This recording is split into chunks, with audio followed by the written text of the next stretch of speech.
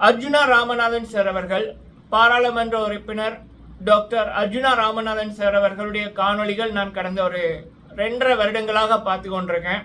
அவருடைய யூடியூப் சேனல்லையும் சரி, இல்லை வேறு பல பேர், எக்கச்சக்கமான பேர் அவருடைய காணொளிகளா வேற அவங்களுடைய யூடியூப் சேனலில் போட்டதாக இருக்கட்டும் சரி, பல நியூஸ் சேனல்கள்லையும் சரி, அவருடைய காணொளிகள், அவருடைய கம்பீர குரல், அது நிறைய வீடியோக்கள் பார்த்துருக்கேன்.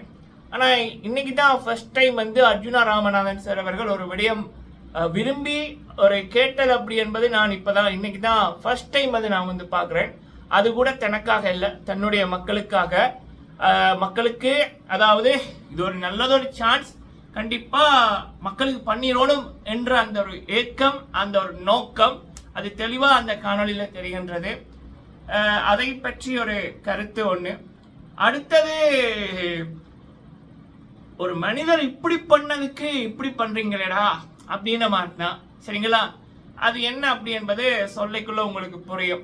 நீங்க போடுற லைக்கு பல பேருக்கு இந்த வீடியோவை கொண்டு போய் சேர்க்கவும், முடிந்தால் லைக் பண்ணுங்க, ஷேர் பண்ணுங்க, உங்களுடைய கேள்விகள் கருத்துக்கள் இருந்துச்சுன்னா கேளுங்க, சொல்லுங்க. Okay, first CM Vijay sir அவர்கள், தளபதி விஜய் சார் அவர்கள், அவங்களுடைய அந்த முதலமைச்சர் பதவியேற்பு விழா, அதற்கு இலங்கை பாராளுமன்ற உறுப்பினர் மதிப்புக்குரிய டாக்டர் அர்ஜுனா ராமநாதன் சார் அவர்கள் கலந்து கொள்ள ஒரு ஆசை அப்படின்ற இதில் அவங்க ஒரு காணொளி போட்டிருந்தாங்க. அது ஏன் அப்படி என்பதை அவங்க தெளிவாக சொல்லியிருக்காங்க. 100% அவருடைய நோக்கம் தன்னுடைய மக்களுக்காக. அதுலேயும் சமீபத்தில் அவர் ஒரு நெடுந்தீவு அங்கே போயிருந்தாங்க. அவர் அங்கே போகிறதுலேருந்து திரும்பி வர்ற வரைக்குமே எல்லா டீட்டெயிலான வீடியோக்கள் அவரும் சரி, அவர் கூட போன வேற சில 2 யூடியூபர்ஸ் நினைக்கிறேன், வேற சில அண்ணாமார், அவங்களும் அந்த போற வழிகளை எல்லாம் எடுத்து போட்டிருந்தாங்க. இதை தாண்டி அந்த நெடுந்தீவி 2022 பிப்ரவரி மாதம் எப்படி இருந்தது அப்படி என்பதை நம்ம சந்துரு அண்ணா அவர்கள், சந்துரு மேனகா விளாக்ஸ், சந்துரு ரிப்போர்ட்ஸ், அவரை பல பேருக்கு தெரிஞ்சிருக்கும். அவங்க 2022 நெடுந்தீவுக்கு போட்ட காணொளி, அங்க நெடுந்தீவு எப்படி இருக்கு அப்படின்னு போட்ட காணொலிக்கும் டாக்டர் அர்ஜுனா ராமநாதன் சார் அவர்கள் ஒரு 3-4 நாட்களுக்கு முதல் போட்ட காணொலிக்கும் இருக்கிற டிஃப்ரெண்டா பார்த்தாலே தெரியும். அர்ஜுனா ராமநாதன் சார் அவர்கள் போட்ட டைட்டில் கரெக்ட், நெடுந்தீவு அழிகின்றது அப்படி என்பது கரெக்ட் அப்படி என்பது. ஸோ அப்போ அங்கே பல உண்மைகளை அவர் பேசியிருந்தாரு. அவருடைய கவலைகள், மக்களுக்கு கரண்ட் இல்லை, 2 வைத்தியர்கள், இத்தனை மக்களுக்கு அடிப்படை வசதிகள் கிடைக்கிறது கஷ்டமா இருக்கு அப்படின்னு நிறைய உண்மைகளை அர்ஜுனா ராமநாதன் சார் அவர்கள் பேசியிருந்தாங்க. அந்த வீடியோ காணொளிகளை காமிச்சு, உலகத்துக்கு காமிச்சு, அப்ப அதுக்கு அப்ப அது உங்களுக்கு தெரியும். அதுக்கப்புறம் அதுவும் அவர் இப்போ சீமான் அண்ணா அவர்கள் அப்போ ஒரு மாற்றம் வேணும். இது வரைக்குமே சீமான் அண்ணா அவர்கள் எதுவுமே பண்ணல, தமிழ்நாட்டிலையும் பண்ணல, யாழ்ப்பாணத்திலையும் பண்ணல. ஸோ அதை வெளிப்படையாக பேசி நான் பார்த்த ஒரே ஒரு நபர் எனக்கு தெரிஞ்சு அதுவும் அர்ஜுனா ராமநாதன் சார் அவர்கள் தான். அப்போ அவருக்கு இருக்கிற அந்த சூழ்ந்து அவரை எப்படியாவது வீழ்த்தணும், ஒரு நெகட்டிவிட்டியை பரப்பணும்னு பல பேர் துடிச்சு கொண்டிருக்காங்க. அவருக்கு ஆதரவாக பேசுறவங்கள்ட்ட கமெண்ட் செக்ஷன்ல பார்த்தாலே நீ தமிழன் இல்லை அப்படின்னு ஒரு கமெண்ட் வரும். அப்பவே தெரிஞ்சுக்கொள்ளுங்க எவ்வளவு தூரம் காத்து கொண்டிருக்காங்க ஒருத்தரை வீழ்த்துறதுக்கு அப்படின்னு. அப்போ இப்படியான ஒரு சிச்சுவேஷன், அதில் அர்ஜுனா ராமநாதன் சார் அவர்கள், நான் தளபதி சிஎம் விஜய் அண்ணா அவர்களுடைய முதலமைச்சர் பதவியேற்பு விழாவில் இருக்க ஆசைப்படுறேன், அதை நேரில் பார்க்க ஆசைப்படுறேன் அப்படின்ற இதில் சொல்லியிருந்தாங்க. அது 100%, அதுவும் மக்களுக்காகத்தான் அவருடைய அந்த ஒரு இது ஒன்று. எல்லாரையும் விட தமிழ்நாட்டில் இருக்கிற அரசியல் தலைவர்கள், இல்லை இலங்கை தமிழ் பேசுகிற அரசியல் தலைவர்கள் எல்லாரையும் விட முதல்ல தளபதி விஜய் அவர்களுக்காக குரலை கொடுத்த ஒரே ஒரு நபர் யார் அப்படின்னா அர்ஜுனா ராமநாதன் சார் அவர்கள் தான். எப்போ அப்படின்னா டிவிக்கு அந்த கொடி அறிமுகப்படுத்தினார்கள்ல, அப்போல இருந்து. அதுக்கப்புறம் அர்ஜுனா ராமநாதன் சார் அவர்களுக்கு ஒரு மிகப்பெரிய ஒரு எதிர்ப்பு வந்தது. எப்பன்னா சங்கீதா மேம் அவர்கள் விடயம். அதில் கூட அவர் ஸ்ட்ராங்காக தளபதி சிஎம் விஜய் அண்ணா அவர்கள் பக்கம்தான் அவருடைய கருத்துக்களை சொல்லியிருந்தார். சிஎம் விஜய் அவர்களுக்காக நின்றாரு. அதுலேயே அவ்வளவு பெரிய எதிர்ப்புகளும் அவரை தப்பா காமிக்கணும்னு நிறைய விடயங்கள் நடந்தது. அதை தாண்டி ஆரம்பத்திலிருந்து கடைசியா ரிசல்ட் வர்றதுக்கு முதல் கூட விஜய் தான் சிஎம் அப்படி என்பதை 100% உறுதியா சொன்ன ஒரே ஒரு நபர் நான் பார்த்ததில்ல. அடுத்தது ஃபர்ஸ்ட் தளபதி விஜய் அவர்களை விஷ் பண்ணதும் அர்ஜுனா ராமநாதன் சார் அவர்கள் தான்.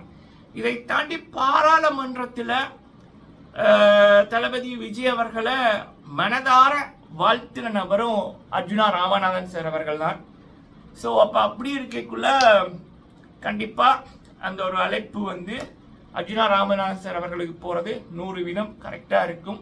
அப்படி ஒரு விடயம் நடக்கணும் அப்படி என்பது என்னுடைய ஒரு வாழ்த்தும் என்னுடையது ஒரு விருப்பமும். என்னோடது இல்லை, ஒட்டுமொத்த மக்களோட விருப்பமும் அதுதான். ஸோ அதற்காக இந்த ஒரு பதிவு. அடுத்தது வந்து அர்ஜுனா ராமநாதன் சார் அவர்கள் இப்போ ஒரு 3.5 மணித்தாளங்கள் முதல் போட்ட காணொலியில் முதல் ஒரு 2 நிமிடங்கள் சில விடயங்கள் சொல்லியிருப்பாங்க. நான் அதை கட் பண்ணி என்னுடைய இன்ஸ்டாகிராம் டனிஸ் view Bigg Boss Tamil 9K followers இருக்கு, அதில் போட்டு நான் சில பேரை டேக் பண்ணுறேன். அது என்னால் முடிந்த சில முயற்சிகள். வேறு பல குரூப்களையும் ஷேர் பண்ணியிருக்கேன். அர்ஜுனா ராமநாதன் சார் அவருடைய வீடியோக்கள் நண்பர்களும் பல பேர் ஷேர் பண்ணியிருக்காங்க. கண்டிப்பாக இது தளபதி சிஎம் விஜய் அண்ணா அவர்கள் காதுக்கு போகணும் அப்படி என்பது என்னுடைய ஒரு விருப்பம். காத்திருப்போம், சரிங்களா? ஏன்னா நான் அர்ஜுனா ராமநாதன் சார் அவர்கள் இப்படி கேட்டு நான் இதற்கு முதல் பார்க்கல. இவ்வளவு தூரம் அவங்க கேட்குறாங்க அப்படின்னா கண்டிப்பாக அதை அவருடைய மக்களுக்காகத்தான் அதன் முதல் நோக்கம். இந்த மக்களுக்கு நான் ஏதாவது பண்ணணும், அப்போ இப்படி ஒரு சான்ஸ் ஒன்று இருக்கு, அப்போ அதை பயன்படுத்தணும் என்று மக்களுக்காகத்தான் இப்போ கூட அவருடைய குரல் இந்த விடயத்தை கேட்டிருக்கு. சரியா?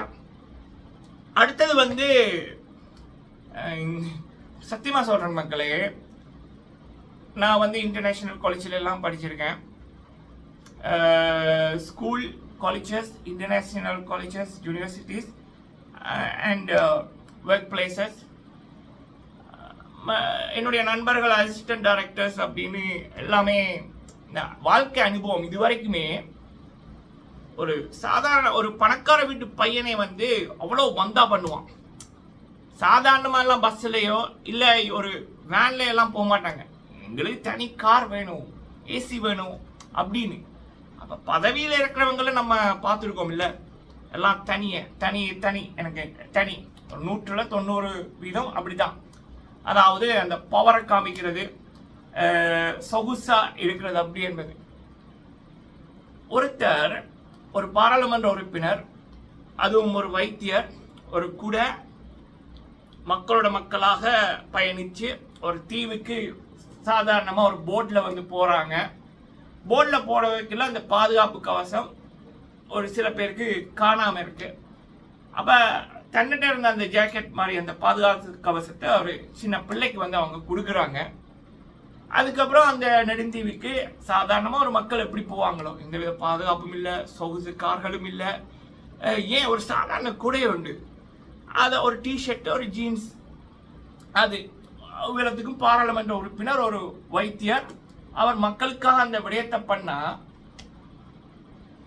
அதை வந்து எப்படி இந்த மீடியா வந்து காமிச்சிருக்கும், பிரமிப்பா பார்த்துருக்கோம், பாராட்டி இருக்கும், கொண்டாடி இருக்கும் இல்லை. ஆனால் இங்கே அதை பண்ணது யார் அப்படின்னா அர்ஜுனா ராமநாதன் சார் அவர்கள். அப்போ அது வந்து வெளியில் எப்படி வந்திருக்குன்னா, இவருக்கு இதான் வேலை, தேவையில்லாமல் வந்து கத்தி கொண்டிருப்பாரு, ஏன் இவர் அங்கே போகணும் அப்படின்ற ரீதியில் அப்படியே அந்த ஒரு மக்கள்கிட்ட வந்து ஒரு நெகட்டிவிட்டியை சேர்க்கிறது தான் இது, சரிங்களா? இதுதான் அர்ஜுனா ராமநாதன் சார் அவர்களை சுற்றி நடக்கிற அந்த சில விடயங்கள், சரிங்களா?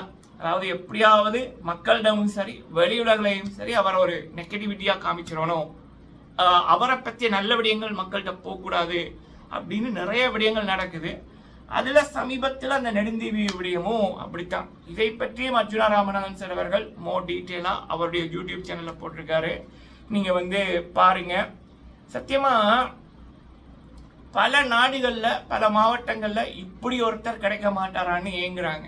இந்த காலத்தில் மக்களோட மக்களாக அதுவும் அவர் ஒரு வார்த்தை சொல்லியிருந்தாருன்னா அவருக்கு எல்லா பாதுகாப்புகளும் சொகுசான முறையில் அவர் அந்த தீவுக்கு போயிட்டு வந்திருக்கலாம், அத்தனை பேரையும் அவருக்கு தெரியும். ஆனால் அப்படி இருந்தும் மக்களால் தேர்ந்தெடுக்கப்பட்ட நான் மக்களோட மக்களா இருந்தா தான் அந்த குறைகள் தெரியும்னு அவர் அதை அனுபவித்து ஒரு விடிய மக்களுக்காக பண்ணிக்குள்ள அதை அந்த மீடியால இருக்கிற சில பேர் கொண்டாடாட்டியும் பரவாயில்ல, ஆனா அதையும் மக்களிடம் ஒரு நெகட்டிவிட்டியா திணிப்பது அப்படி என்பதுதான் கால கொடுமை. நீங்கள் உங்கள் கருத்துக்களை சொல்லுங்கள் மக்களே. நன்றி.